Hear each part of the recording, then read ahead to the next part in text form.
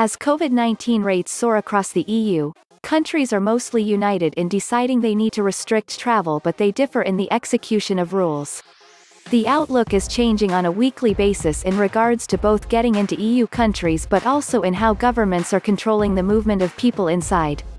This country-by-country guide explains who is now allowed into each EU country and what they can do when they get there. Some countries are under lockdown.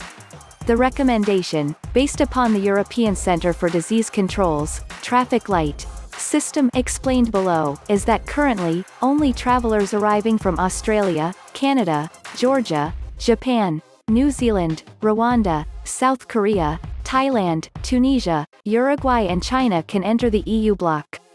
America, like every other country which is not on this list, remains banned at an EU level. It's worth noting, however, that this isn't legally binding and European countries can decide for themselves.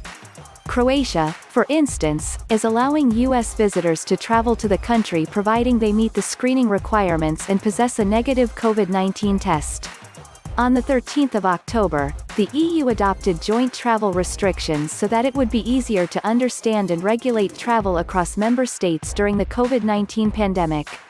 Crucially for the EU, these restrictions impinge upon the rights of Europeans to travel freely throughout the 27 member countries, a major step back for European regulation, which likes to protect free movement across the Schengen area, those countries which have signed up for free movement of people across Europe.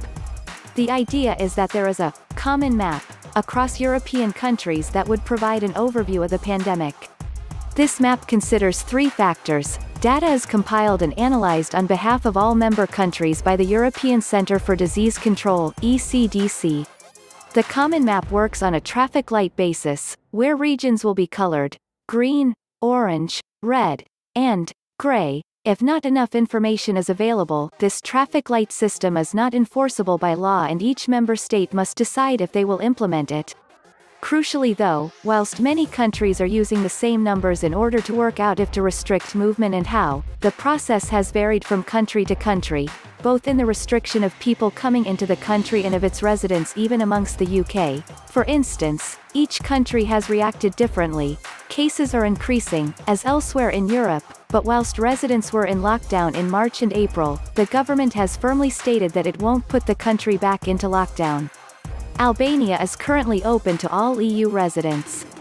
Passengers arriving at airports are undergoing body temperature measurements, and will be checked out by a doctor with a body temperature higher than 37.5 degrees Celsius.